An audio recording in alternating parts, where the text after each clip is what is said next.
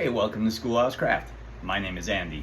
Today on the shop I have a super simple budget-friendly project that you can batch out easily for a pretty decent profit.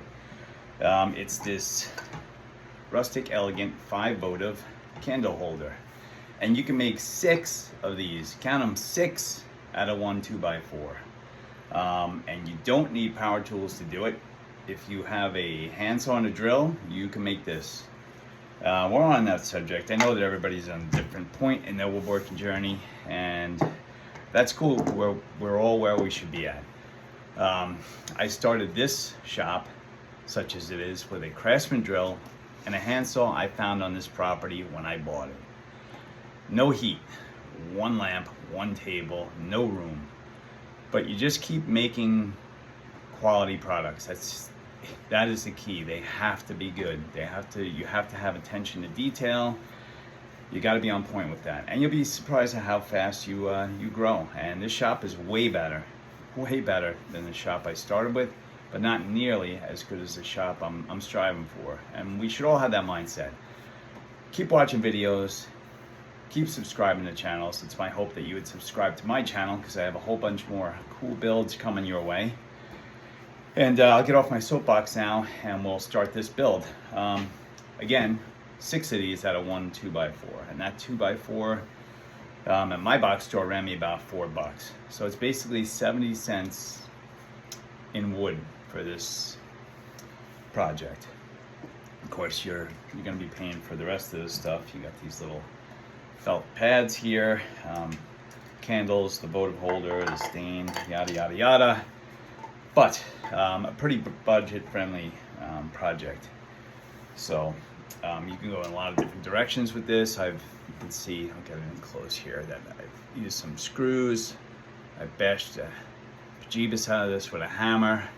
I used a pretty nice stain on this, a good sealant, and those are key because in the end, you're gonna want this to look really, really pretty for the people that are buying this. And if you're not doing these to sell, just to make a, like a housewarming present or something like that, these are really neat, super easy to build. So on with the build, we'll head over to the saw. All right, I'll see you over there. So I'm at the miter saw now. I'm getting ready to cut the 2x4, and I did take a fresh edge off, mostly because it's rough on the outside, but also it's kind of hard to see, but it's a little bit thicker on one end by about 1/16 of an inch than the other. So it's good to take off that fresh edge, just a little piece, just to make sure you're all squared, and then you can check with your speed square to make sure you're all lined up. So I got it on the piece on the saw, and I've set up a little stop block here. It's kind of hard to see, but I got some clamps and a piece of wood here. And that's 16 inches. These pieces are all going to be 16 inches. So it's 16 inches from the stop block to the blade. And we should get 6 of these out of this 2x4. These 2x4s are about 104 inches in length. So we'll get 6 of these out with a little bit spare at the end. So we'll start cutting these now.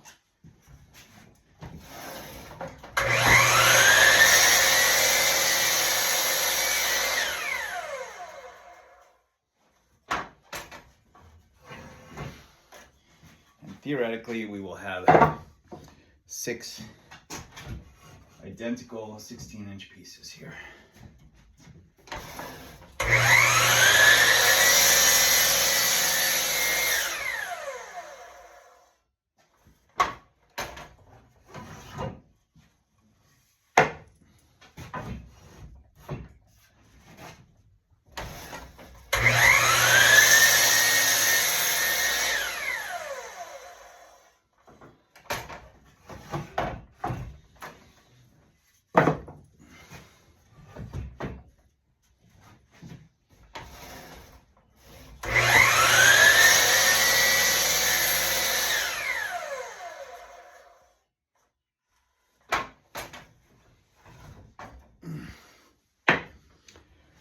Two more.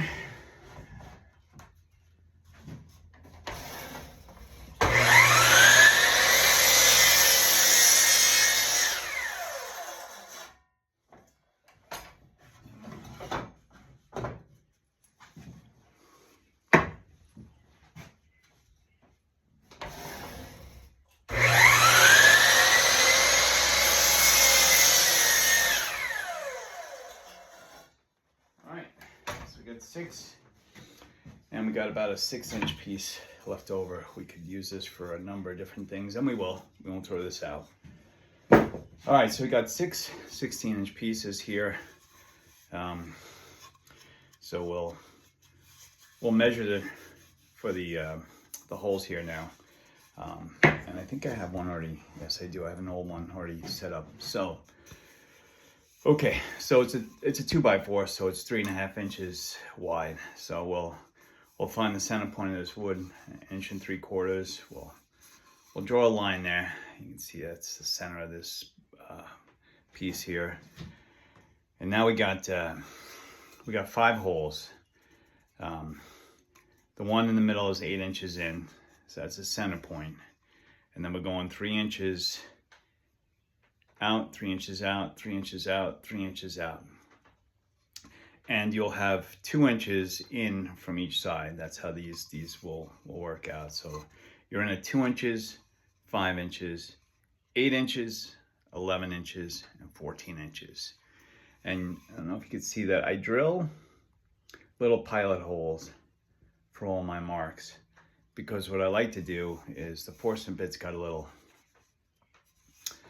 tip there, and I like to guide that forstner bit tip right into that hole, so I'm sure that these are completely centered. And that's the most important part of this whole project, is these holes have to be centered. If they're not centered and you look down here and they're off a little bit, it's gonna look ridiculous. I think I have one here already that I've drilled out. And you can see, if you look down there, they're right down the middle.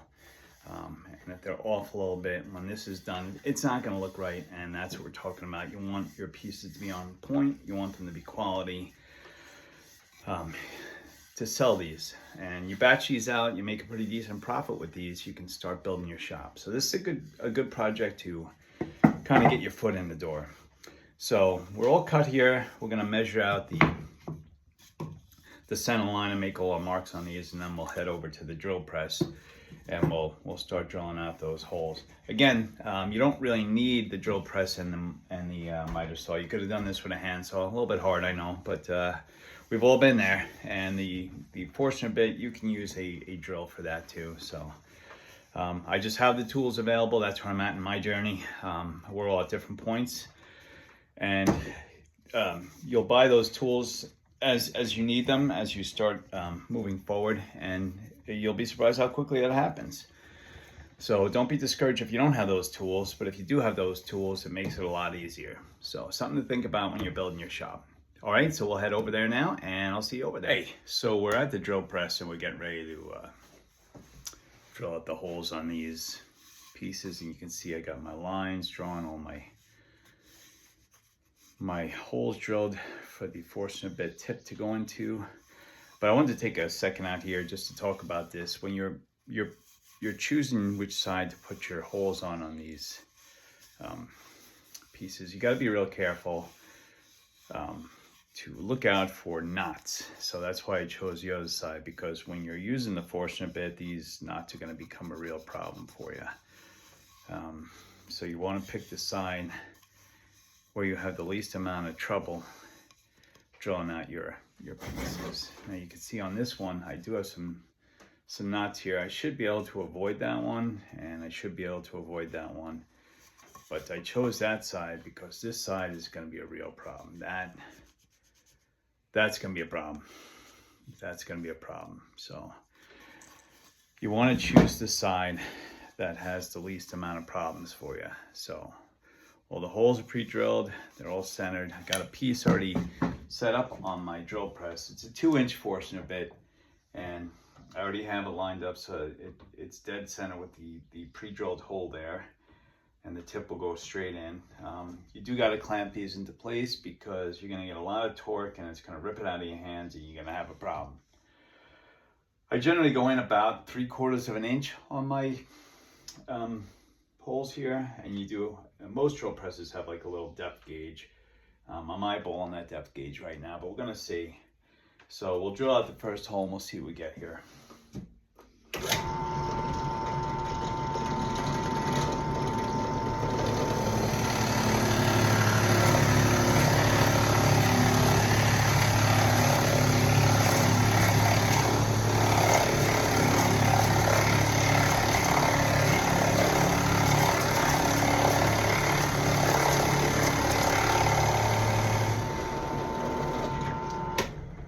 didn't eyeball that exactly right. We're gonna have to just adjust that just a little bit. But another thing with these holes is they have to be uniform. They gotta be uniform centered, and they gotta be uniform in depth. Otherwise, your finished piece is not gonna look good, and people will notice that, I promise you that.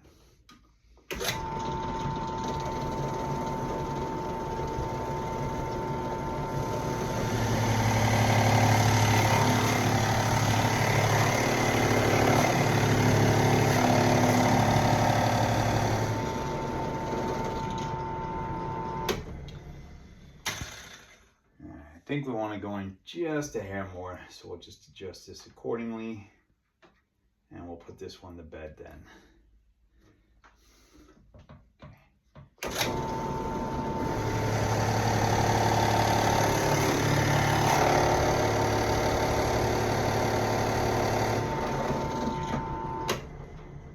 All right, I think I'm happy with that. So we'll drill out the rest of these holes, and I won't bore you with that. It's tedious. I got to drill out about, I think I got 17 of these all cut and ready to go.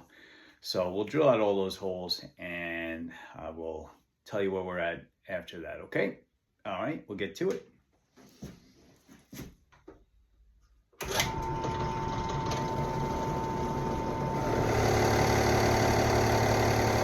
Okay, so we got all of our holes drilled on our blanks here.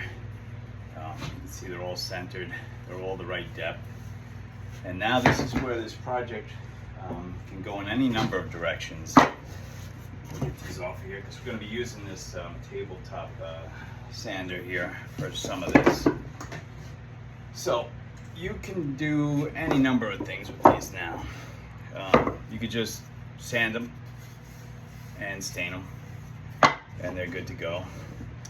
You can take your router with a little chamfer bit and just make a kind of a fancy little top there and sand it, and that'll look really pretty, stain that. The direction I go, so when I was a kid, my dad was redoing my bedroom, and he put up some crown molding with 2x4, and he took a whole bunch of screws and nails and eye hooks and just went to town banging them in there and hitting it with the hammer, and then sanding and staining it, and that looked really cool. So this is a little nod to my dad here, and that's how I do these. And then I just sand the top here really rough, make it take off some of that straight edge, and just, it doesn't have to be perfect. Matter of fact, the less perfect it is, you really can't mess this up. Just, you can make it look like a really used piece of wood, and it's a brand new 2x4. So that's really cool, and that's still the direction we're gonna go with these. So we'll take a piece here.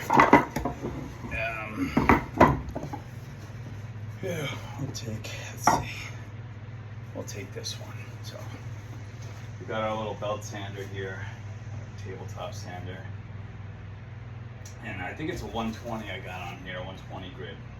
Might be 150. I think it's 120 though.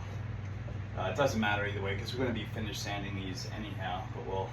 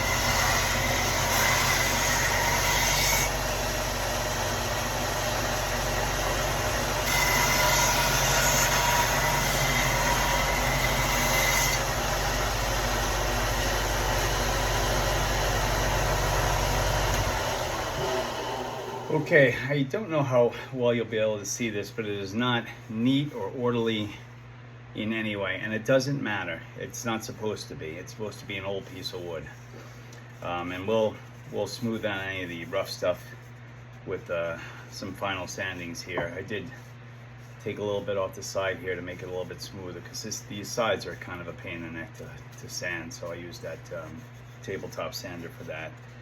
So we got that done, and now all we'll do is we'll take these screws and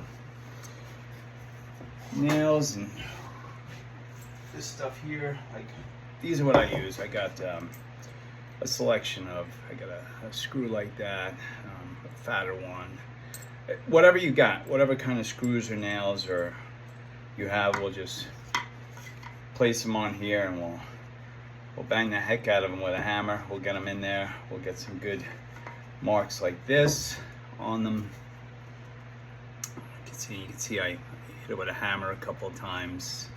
There's some hammer marks here. You just hammer it wherever you want. There's some hammer marks on the side there. And you can just see there's all different kinds of imperfections in this wood now. And when you stain this, it looks really, really neat. So that's what we're gonna do now. So whatever screws, nails, eye hooks, whatever you have, you just start hammering them into this wood here, and then we'll sand them really good, and then we'll stain them, and this project's going to be done. So it's super simple. You can batch out a whole bunch of these in a day. You can batch out multiple pieces in a day. So they're really, it's a good build for making some quick money to reinvest in your shop. And that's what we're all trying to do. We're trying to build up our shops. I need a couple of new tools, so we'll bang out a couple of these, and we'll see what we get. All right, so just we'll get this done, and we'll stain these, and we'll see where we're at. Okay. All right, guys, we're back. I got these all sanded and ready to be stained.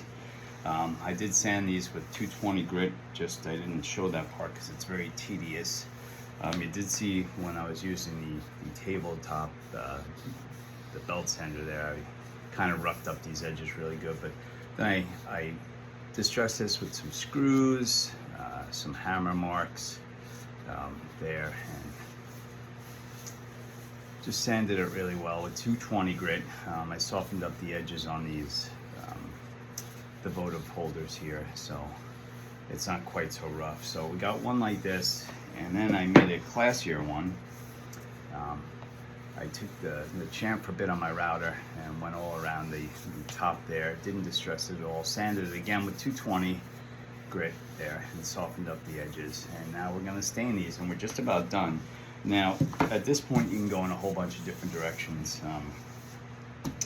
You can stain them, you can paint them, you can just seal them. It's up to whatever you're looking to achieve here.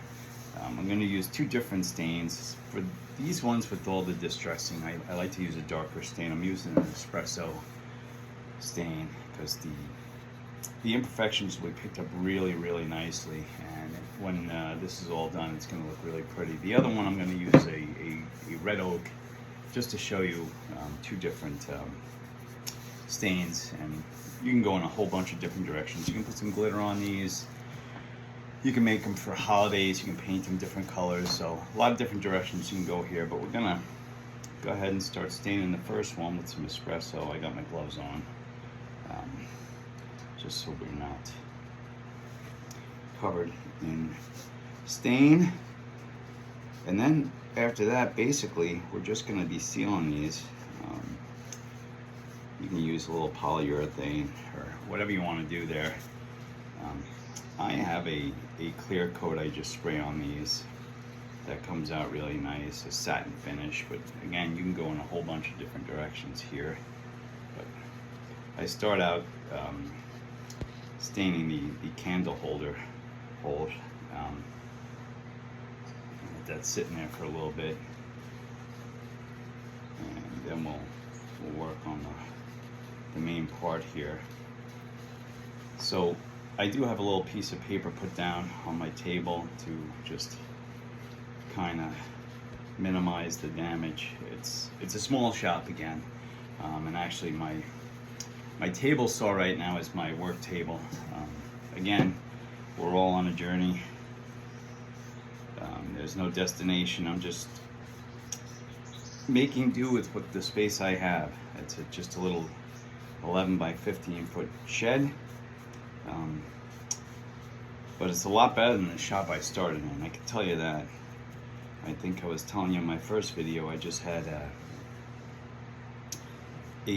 Craftsman drill and a handsaw, and those were my tools. I do need more tools, but every time I work on a project like this, something you can batch out super quickly, you can use that money to just put right back into your shop. You can see we're kind of getting there.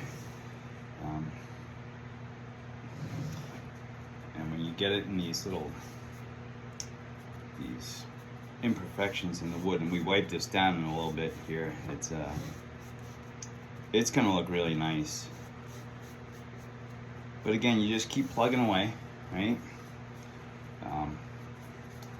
And with these builds that you can batch out super easy, quickly, you can sell these at like little craft fairs or, you know, flea markets. You can go on Facebook Marketplace and sell these. There's a whole bunch of places you can go to sell these, and you should be able to get some money for these pretty quickly. You're not laying out a whole bunch of capital for these, so you should be able to turn a reasonable profit on these and then just reinvest that in your shop. I have my eyes on a new scroll saw right now, and I'm hoping that I make enough of these to get a new scroll saw, because it's almost time to start making holiday stuff. It's July, so we're almost at that point. So at this point, I got the top and sides all stained here. We're just gonna let that sit for a second. Clean my hands up a little bit. So I might be handling the other one here.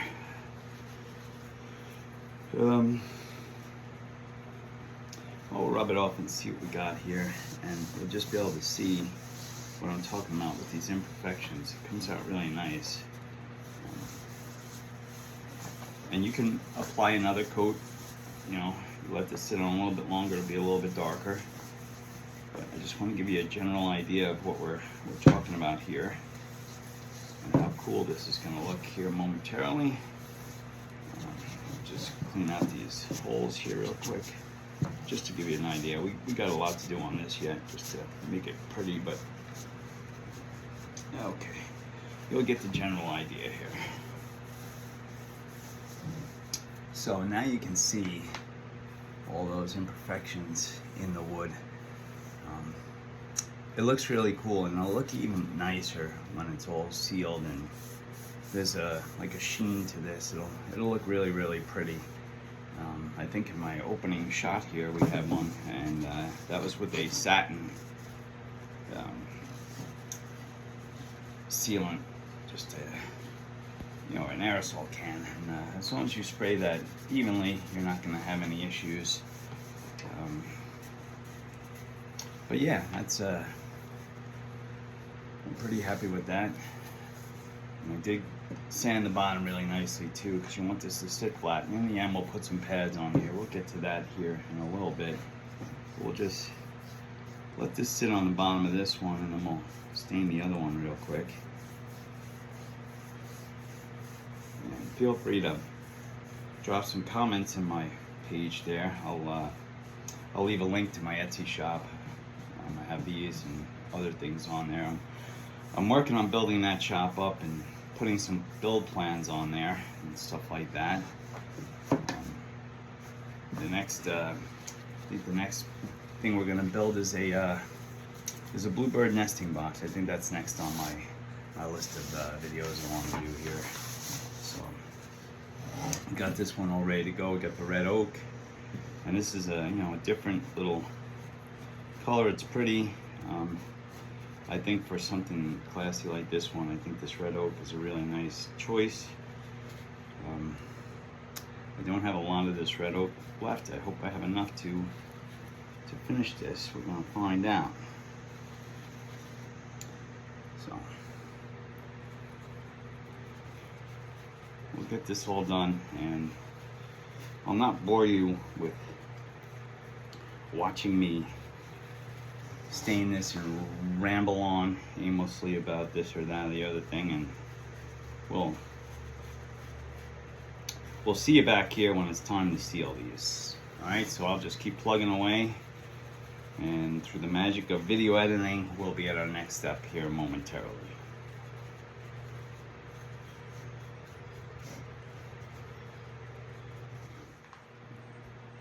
Okay, so we're all done staining these pieces, and I just wanted to go over this real quick with you. So I did give this a second coat and let it sit a little longer to kind of soak into the wood, and you can see that there's a lot more detail in the contrast between the light and the dark, and the wood grains got picked up a lot more.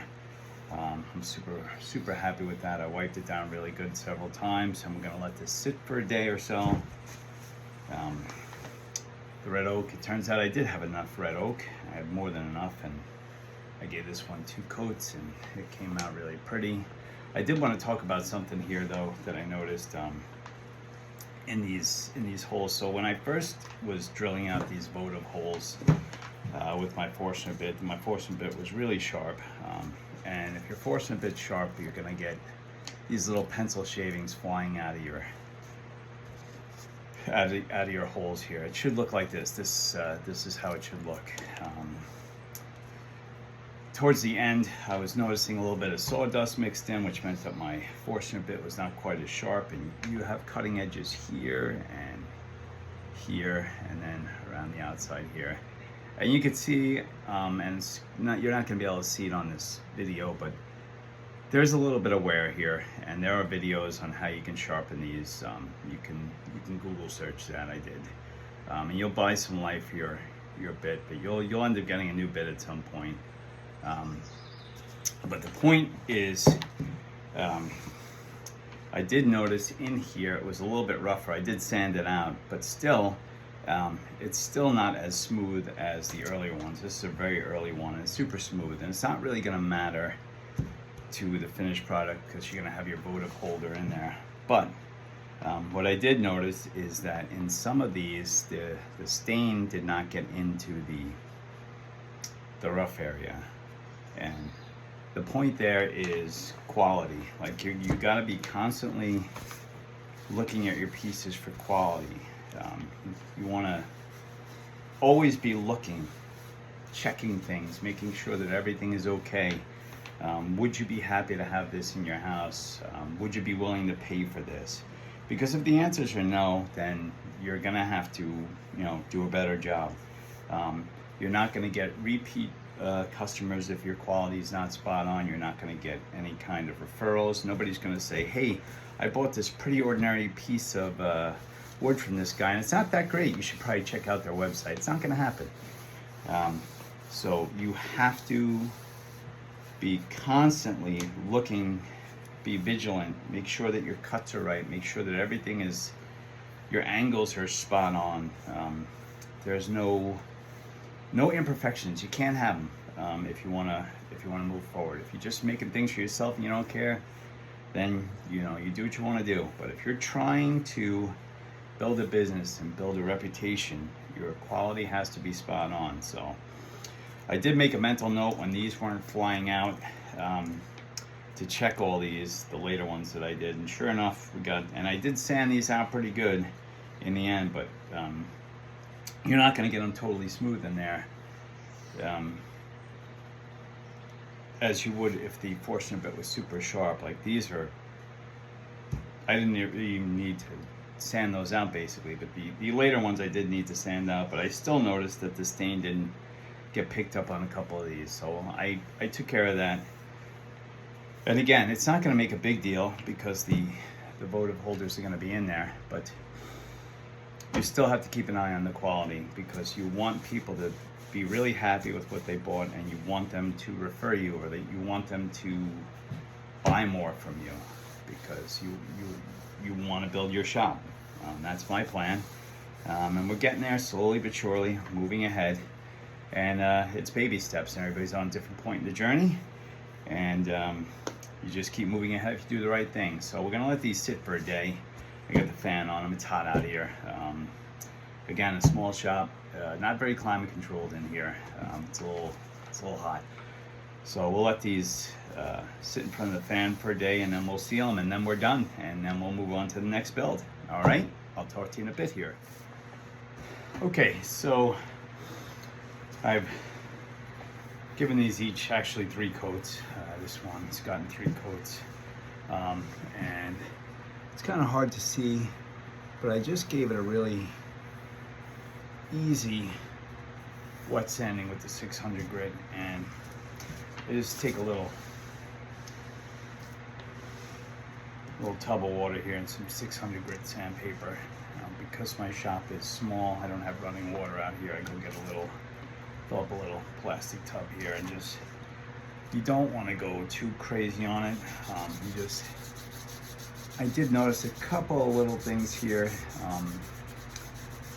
I had the fan going here today. It was really hot, and a couple of little pieces of lint got on here, and I'm always talking about the quality, and if I could see it, somebody that's going to buy this potentially is going to see that, and that might be the difference between selling something and not selling something. So you're always just kind of eyeballing, but you don't want to go nutso sanding with the 600. Just an easy knocking off kind of process here, just real gentle, and then we'll wipe it down with a nice lint-free piece of cloth here. You could take a sponge if you got a sponge. I got a sponge somewhere, but it's not handy to me, but this is. So it's lint-free, which is super important. We don't want to apply lint to the stuff we just knocked stuff off of, because we'll just end up having to resand it,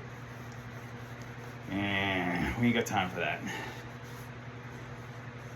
So you can see it looks really, you can see there's just a little dulling right there. You can see that, and that's what you want when you do that final sanding, just dulling in spots. And then we're gonna give it one more really good coat, let them sit overnight, and tomorrow we'll just apply the foot pads, and we will be done. And then it's just a matter of you picking out your whatever candle holders you want. You can go on like craft store websites, or to Amazon, or things like that, Walmart, whatever, and you could buy those votive holders in bulk. Just remember the size of your hole is 2 inches, so you want to make sure that the base of your votive holder is no bigger than 2 inches. You don't want it a lot smaller though, because you don't want them wiggling around here. So just about a 2-inch base, and they should work really fine. But yeah, we'll just give these one more, and we'll let these sit overnight out here. It'll be a little bit cooler tonight, so these should sit real nice out here. And then we'll just put those foot pads on, and we'll be done. And these are a really easy thing to make. Again, you can go in a whole bunch of different directions. You can see you got 2 vastly different looking pieces here from the same 2x4, right? Pretty cool, man. So we'll just get these all finished up, and we'll move on. Hey, so I let these sit overnight, and I'm super happy with how they all came out. Actually, I had a third one I was working on. So I got 2 different stains, a darker one and a lighter one, with the distressed, and then we had this fancier one with the chamfered edge in the red, and you can see there's a nice sheen on there. It's really shiny, it's smooth, there's no imperfections. That's what we want to look at here the next day, make sure that there's no like little marks of overspray or a little bit of lint that might have gotten on it while it was drying, stuff like that. And then I just buffed them out a little bit, and they're really pretty. So the only thing left is to put something on the bottom. So I have these, and you can buy these online, you can buy them in craft stores. The little felt furniture pads, so you can put on the bottom of chairs, And you could buy these in giant economy packs for not a lot of money. And that's what I do because I make a lot of home decor, holiday stuff, things like that, candle holders and whatnot. And you want to make sure that you're not scratching up the surface you're putting these on. So for this one, I'll use these smaller ones. You got all kinds of different sizes and shapes. So you just space them out. I usually go in about a ½ inch from the edge and about a ¼ inch in from the side. And we'll just, you got to place these, you know, pretty, I mean, you eyeball this. You know, you just want it to be close. Also, I did spray a little clear coat on the bottom, just a couple of coats. You don't really have to go too nuts on the bottom. And I put my little logo on there, Schoolhouse Craft. I'll leave a link to my shop in the description here. You can see some of the other stuff I make. But this is done, and I just wanted to run this one out there just to show you for a little bit of cash you can make a whole bunch of really pretty things. And this is the kind of thing that you can kind of crank out to put money back into your shop, which you know, I want to buy another tool. You might have some needs for other things in your shop. I need more tools. I'm running out of room for tools in here, which is not the worst problem in the world to have. It's probably time for a bigger shop. We're just about there. But you apply these on. They're pretty spaced properly. And then the only thing you have to do now is just to decide what kind of votive holders. I bought these 5 at one of the craft stores, and they were like $1 each. But you can go online and buy these in bulk and make yourself a pretty good savings there. But that's it. That's how they're gonna look, and they're really pretty. And you know, you could finish these any way you want. But next video we'll make probably a birdhouse or maybe some holiday stuff. We'll see. But I just wanted to show you guys these things to make that are really easy. The wood was just a 2x4. You know, you need to portion a bit, so not a lot of outlay of cash, and you can turn a pretty decent profit with these. So thanks for watching. Hit like and subscribe for me, and I'll talk to you soon. I'll leave a link in the descriptions. Thanks for watching.